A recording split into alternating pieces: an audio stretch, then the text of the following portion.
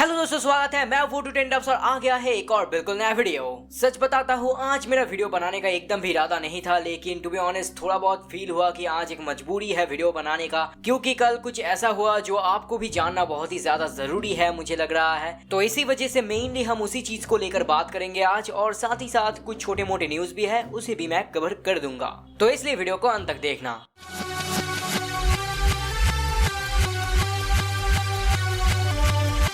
तो मेन चीज को लेकर हम शुरू में ही बात करते हैं, और वो बात है प्लेवर्स को लेकर। तो आखिरकार 2 साल से उनके पीछे मालिश करने के बाद फाइनली प्लेवर्स जाके टोटली कैंसिल हो गया। मतलब उनका जो ओटीटी प्लेटफॉर्म आने वाला था एनीमे प्ले हिंदी डब के साथ, वो टोटली कैंसिल हो गया है। उसके बदले में वो लोग और कुछ करेंगे, लेकिन उसमें हिंदी डब वगैरह कुछ भी नहीं आएगा। एक छोटा सा चीज याद रखिए, जिन्होंने पैसा पे किया था उनके लिए अच्छी न्यूज ये है कि उनको रिफंड मिल जाएगा, इसलिए उस चीज को लेकर फिक्र करने की कोई जरूरत है नहीं। लेकिन जो असली सवाल है कि अचानक कैंसिल क्यों किया गया। तो फ्रीली प्लेवर्स को बहुत लोगों ने अच्छी तरह से ही सपोर्ट किया था। मेरे जैसे कई सारे यूट्यूबर्स, इंस्टाग्राम इन्फ्लुएंसर्स और भी कई सारे लोग प्लेवर्स को अच्छा खासा सपोर्ट दिया था। लेकिन इतना कुछ करने के बावजूद भी कल तक प्लेवर्स को बस 500 पेड सब्सक्राइबर्स ही मिला था। मतलब अमाउंट बहुत ही ज्यादा लो था। और सच बताता हूँ, एनिमे को लाइसेंस करना, उसे डब करना, ओटीटी प्लेटफॉर्म बना के वहां पर एनिमे को अवेलेबल करना, इन सभी में बहुत ही ज्यादा पैसा लगता है। और बस इतने से सब्सक्राइबर्स से वो लोग उनका 1% भी पूरा नहीं कर पाएंगे। तो यही बेसिक रीजन है कि क्यों प्लेवर्स ने अपने प्रोजेक्ट को कैंसिल कर दिया। इसका बेसिक रीजन ही है इंडिया का फेक एनिमे कम्युनिटी। वो सिर्फ मुंह के बातों के जरिए सपोर्ट दिखा सकते हैं, लेकिन हाथ के काम के द्वारा कभी भी सपोर्ट नहीं दिखा पाते। नेटफ्लिक्स, क्रंचीरोल, इनका बहुत ही बड़ा बड़ा बैकिंग है। वहाँ पर प्लेवर्स एक इंडिविजुअल कंपनी है, उनके पीछे कोई भी बड़ा बैकिंग नहीं है। उसके बावजूद भी प्लेवर्स ने हमारे सामने ऐसे ऐसे ऑफर्स सेट किया था जो कि सच में कोई भी ओटीटी प्लेटफॉर्म प्रोवाइड नहीं करेंगे। उसके बावजूद भी सब्सक्राइबर्स का अमाउंट इतना ही कम था कि उनको अपना प्रोजेक्ट कैंसिल कर देना पड़ा। थोड़ा बहुत गलती प्लेवर्स का खुद का भी है, क्योंकि उन्होंने बताया था कि कार्टून नेटवर्क, सोनी, नेटफ्लिक्स, इन जैसे बड़े बड़े कंपनीज के साथ भी उनका बात हुआ था। उन्होंने बताया था कि एनिमे यहाँ पर अच्छे से नहीं चलता, फिर भी प्लेवर्स आगे बढ़े थे। इससे ये साबित होता है कि प्लेवर्स डेडिकेटेड थे। देखिए, मैंने और मुझसे शुरू करके बहुत सारे यूट्यूबर्स और इन्फ्लुएंसर्स हैं जिन्होंने प्लेवर्स को बहुत ज्यादा सपोर्ट किया था, लेकिन उसका कोई फायदा नहीं हुआ। वहाँ पर और भी ऐसे कुछ यूट्यूबर्स, इन्फ्लुएंसर्स है जिनको प्लेवर्स ने पूछा था सपोर्ट के लिए, और वो छोटे मोटे यूट्यूबर्स नहीं, काफी बड़े हैं, लेकिन उन्होंने कभी सपोर्ट नहीं किया। लेकिन फिर भी at the end of the day enough amount of supporters थे, लेकिन उसके बावजूद भी प्लेवर्स फेल हो गया, जिसका मेन कारण ही है इंडियन एनिमे कम्युनिटी का माइंडसेट। मुझे अभी भी याद है, यही कुछ दिन पहले कुछ बड़े बड़े लोग कह रहे थे कि इंडियन थिएटर्स में एनिमे आ रहा है, इसका मतलब इंडियन एनिमे कम्युनिटी काफी ज्यादा स्मूथ हो चुका है। तो यही था उनका स्मूथनेस, राइट? देखिए, मैं भी मानता हूँ कि इंटरनेट में बच्चे बहुत ही ज्यादा है जो एनिमे पसंद करते हैं, लेकिन इसका मतलब ये नहीं कि बड़े लोग भी सपोर्ट कर रहे हैं। और कुछ दिन पहले तो शायद आपको पता ही होगा कि ये भी देखने को मिला था कि बहुत सारे इन्फ्लुएंसर्स प्लेवर्स को स्ट्रेट अप स्कैम बोल रहे थे, बहुत सारे अनाप शनाप बातों का इस्तेमाल कर रहे थे। लेकिन उन्होंने उसके बदले में बता भी दिया था विद प्रूफ कि वो लोग म्यूजिशियन के साथ नेगोशिएट कर रहे हैं और वो लोग लेजिट है। लेकिन इसमें हम कुछ नहीं कर सकते। मैं भी इंडियन एनिमे कम्युनिटी को ब्लेम नहीं कर सकता, क्योंकि ऐसे ही कम्युनिटी बना है इंडिया का। लेकिन एक बात तो साबित हो ही गया कि डिजिटल नेटवर्क एनिमे के लिए इंडिया में ठीक नहीं है। मतलब ओटीटी इंडिया में बस एक मिथ है एनिमे के लिए। टीवी को ही सपोर्ट करो, कार्टून नेटवर्क जैसे चैनल, सोनी ये जैसे चैनल को ही सपोर्ट करो, वहां पर ही आपको आराम से अच्छे एनिमेस डब के साथ देखने को मिलेगा, वही बड़ी बात है। और आखिर में प्लेवर्स के सीईओ ने थोड़ा बहुत यूट्यूबर्स और इन्फ्लुएंसर्स को भी ब्लेम किया है, जो कि काइंड इमैच्योरिश था, क्योंकि ऑब्वियसली हमारे वजह से ही वो लोग जहां पर है वहां पर पहुंचे थे। अगर हम उन्हें प्रमोट नहीं करते तो फिर उन्हें शायद 500 भी नहीं मिलता सब्सक्राइबर्स।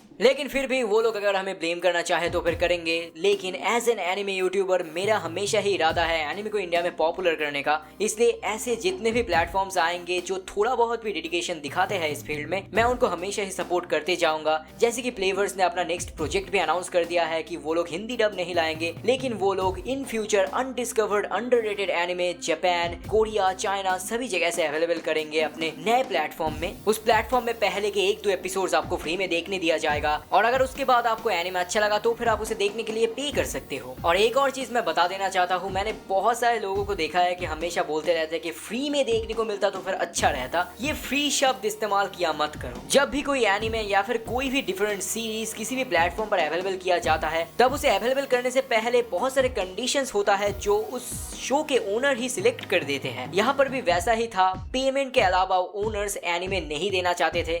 इसलिए प्लेवर्स ने पेमेंट का ऑप्शन सिलेक्ट किया। और आप लोग जो बोलते हो एड और फ्री स्ट्रीमिंग, ये कभी भी अच्छे से काम नहीं करता क्योंकि एड मोनेटाइजेशन का एक लिमिट होता है। ह्यूज अमाउंट ऑफ व्यूअर्स के अलावा वो अप्रोच प्रॉफिटेबल एकदम भी नहीं है। और बहुत सारे इन्फ्लुएंसर्स भी थोड़ा बहुत मिस इन्फॉर्मेशन दिए थे जिसकी वजह से मामला थोड़ा बिगड़ गया था। लेकिन फिर भी मैं यही कहना चाहूंगा, जो हुआ सो हुआ। और आप देख ही सकते हो कि डिजिटल प्लेटफॉर्म एटलीस्ट एनिमे के लिए इंडिया में उतना अच्छा है नहीं, इसलिए टीवी को ही सपोर्ट करो, वहां पर ही धीरे धीरे बहुत एनिमेज आएंगे जैसा कि रिसेंटली हो रहा है। और माफ कर देना प्लेवर्स को लेकर इतना लंबा और बोरिंग लेक्चर आपको सुनाने के लिए। इसके बाद हम बात करेंगे एक सोनी ये के अपडेट को लेकर। तो रिसेंटली मैंने देखा है कि एक न्यूज आया है, सोनी ये रिब्रांड होने वाला है, एनिमैक्स वापस आने वाला है। तो इस न्यूज को लेकर काफी लोगों का कंफ्यूजन है और एक छोटा मोटा कंट्रोवर्सी भी क्रिएट हुआ है इस छोटे से न्यूज को लेकर। आपको पता ही होगा कि सोनी और जी का मर्जर फाइनलाइज स्टेज पर है और इसी के चलते सोनी के बहुत सारे चैनल का रिवैम्प हो रहा है, मतलब लोगो डिजाइन वगैरह चेंज किया जा रहा है। तो मैंने आप लोगों से कई बार कह दिया है कि रिवैम्प और रिब्रांड के अंदर एक बहुत ही बड़ा फर्क होता है, लेकिन सोनी ये कि लोगो या फिर डिजाइनिंग में कोई भी चेंजेस नहीं आया है, जहां पर सोनी के बाकी कई सारे चैनल ऑलरेडी डिजाइनिंग में चेंज हो चुका है। मतलब अभी के लिए आप कह सकते हो ये पर्टिकुलर न्यूज एक रूमर है, लेकिन मैंने देखा है कि रिब्रांड होकर एनिमैक्स बनना, ऐसा आइडियाज कहां से आता है मुझे पता नहीं, क्योंकि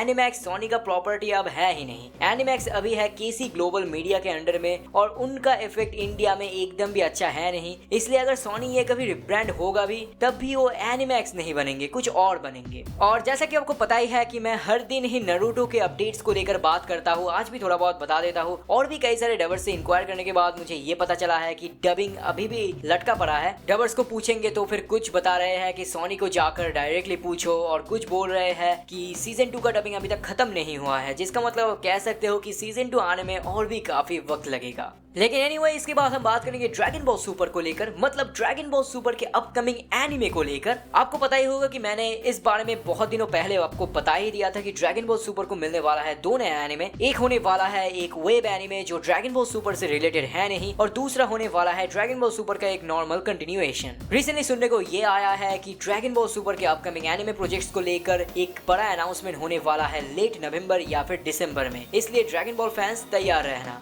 और एक और बात याद रखिए, dragon ball super hero film का ब्लू-रे डीवीडी लॉन्च होने वाला है दिसंबर 7 को। तो फिर चलिए फ्रेंड्स देखते हैं कि वो लोग हिंदी भी रिलीज करते हैं या नहीं। इसके बाद हम बात करेंगे 2-3 छोटे मोटे एक्स्ट्रा अपडेट्स को लेकर। 2 नया एनिमे सिमुलकास्ट होने वाला है क्रंचीरोल इंडिया पर। Play it cool guys anime को वीकली ब्रॉडकास्ट किया जाएगा अक्टूबर 20 से, यानी कि कल से इसका स्ट्रीमिंग स्टार्ट हो चुका है। बुच्ची द रॉक एनिमे को हर सैटरडे रात 10 बजे स्ट्रीम किया जाता है क्रंचीरोल इंडिया पर, same day as Japan. Naruto Shippuden के नए सीजन्स नेटफ्लिक्स इंडिया पर आने वाला है नवंबर 11 से। डिजिमोन एडवेंचर स्टार्ट होने वाला है 24 अक्टूबर मंडे रात 8 बजे से, और अकॉर्डिंग टू शेड्यूल हर दिन 2 करके एपिसोड्स टेलीकास्ट किया जाएगा।